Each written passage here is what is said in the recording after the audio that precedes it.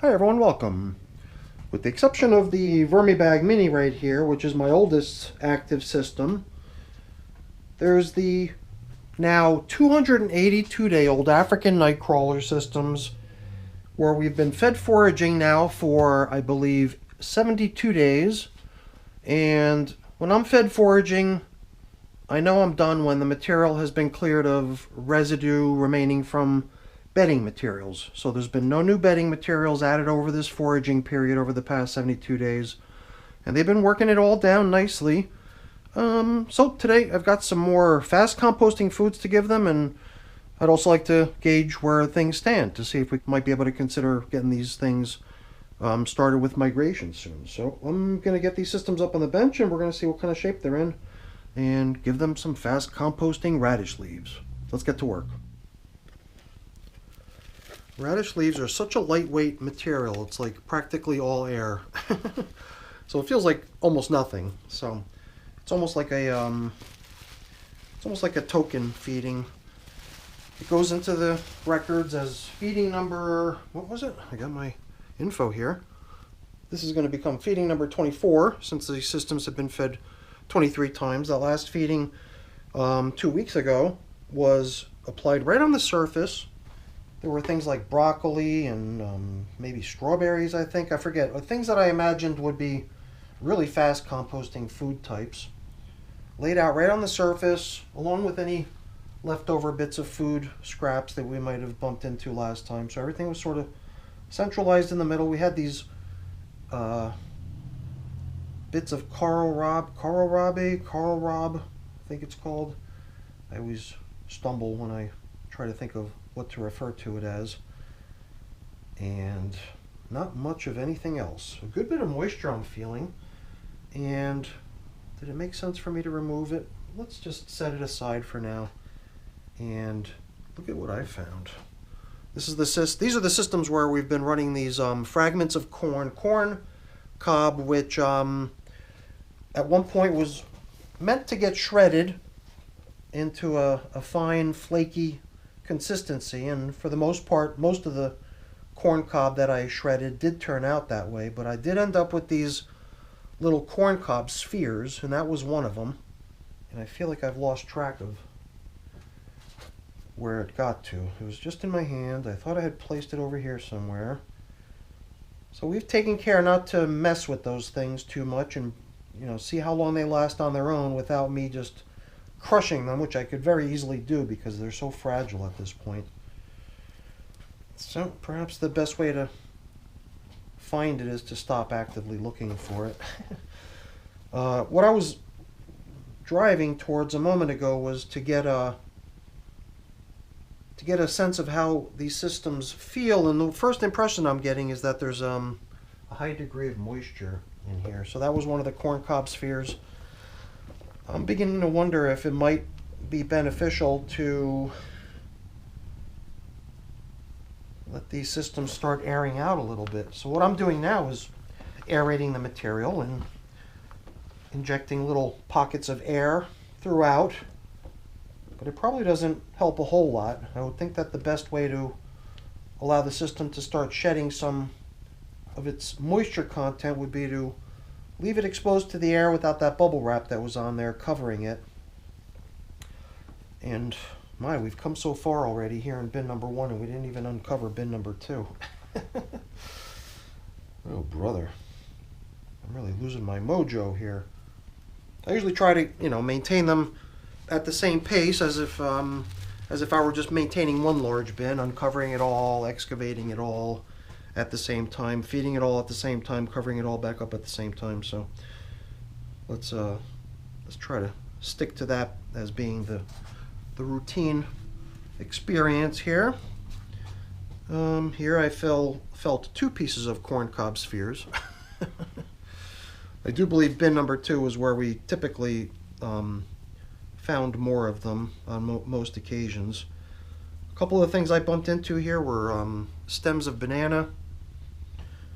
And even though these systems have been managed almost identically, here and there, one system might do away with a certain type of material very quickly, while the other one, for some reason, might take a little bit longer. Perhaps the moisture content in one system or the other is higher or lower, possibly influencing the pace at which the worms can operate. But both systems here feel very comfortably damp. I'm sure the worms really like it, and you can sort of tell that they like it because they're pretty much in all sections of these bins. Not necessarily the middle area where we most recently fed.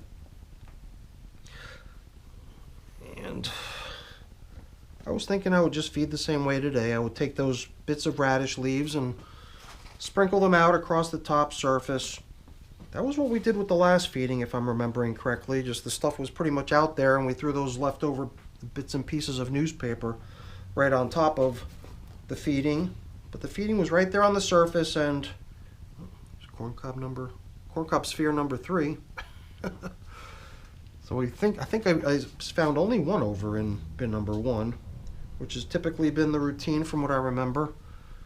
Some more banana stem getting pulled out. So here, let's just continue on and get the whole bin aerated. And then I think we still have this section of bin number 1 closest to me that never got aerated. And I mean, I like the way the worms are making this stuff so fine and beautiful, but there's probably not a whole lot left in this material as far as nutritional value or material that would make for comfortable bedding for them. It is starting to become, you know, just a big collection of their poo that they're living in, and you know, at some point it can become hazardous to their health.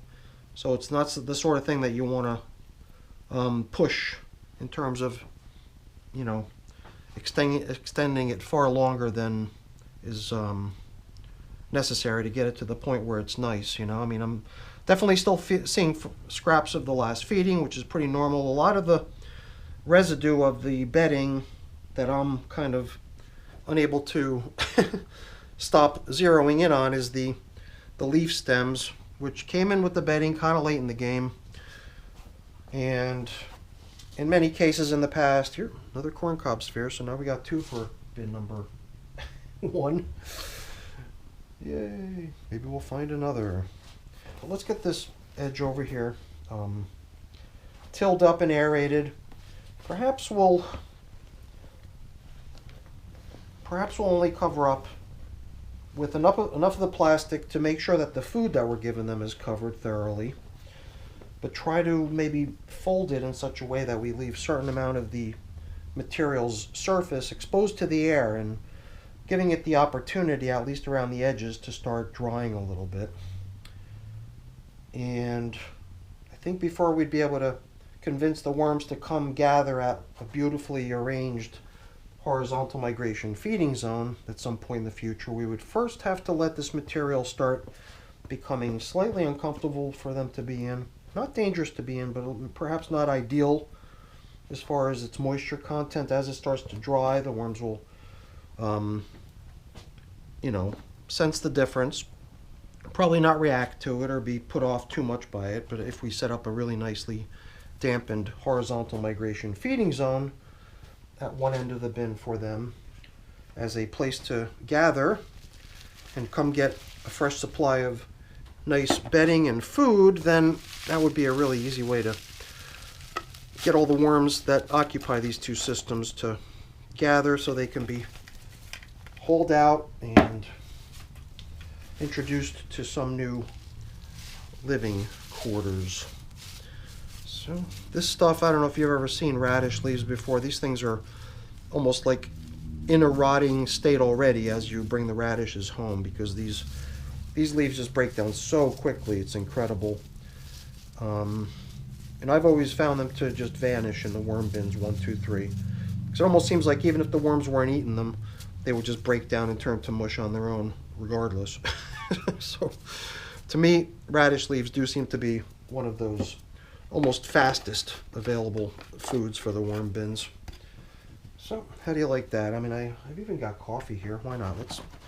Let's sweeten the deal. I'm adding no bedding, so perhaps I could be a little bit more generous with the food. Last time the assortment of food was pretty nice. There was a variety of things. Today they're getting just one type of food Well, no, it's actually 2 since we included coffee, right? And as sort of a, I guess as a substitute for bedding, I feel good that we do have at least one chunk of, newspaper in here that the worms can turn to should they really need something that's less of the kitchen scraps type consistency and perhaps more of a material that resembles the bedding that they also like to chew on. But with these systems running so low on residual bedding anymore and pretty much almost being pure castings anymore, the newspaper to me feels like a good way for them to have that sort of material at their disposal should it be something that they really crave or need or whatever the case may be. Oh boy, not much of this paper left, is there? To cover up with. That's okay.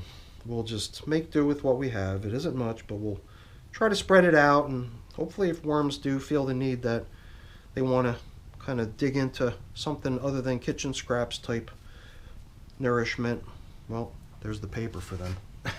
Have at it. It does seem like they've been working it a little bit here and there, because it does seem like it's been getting nibbled pretty nicely. And let's not forget, we talked about possibly arranging the covers in a way that we can allow for a little bit of extra airflow and breathability, and then perhaps we'll have somewhat drier material in these systems, at least on the surface, which we can blend in and bringing down the moisture content throughout the whole system in each case. So to me that looks pretty good. So I've only got a few things to take care of getting cleaned up and put away. I'm not going to waste your time with that. Before I go, really quick, let me just say thank you. Thank you so much for watching. Hopefully you enjoyed the video. If you did, as always, please don't forget to leave me a quick thumbs up before you go. That's always really appreciated. And if you haven't done so already, please also consider subscribing to the channel. That's very much appreciated as well. All right, everyone. Thanks for watching. Have a great day. Bye now.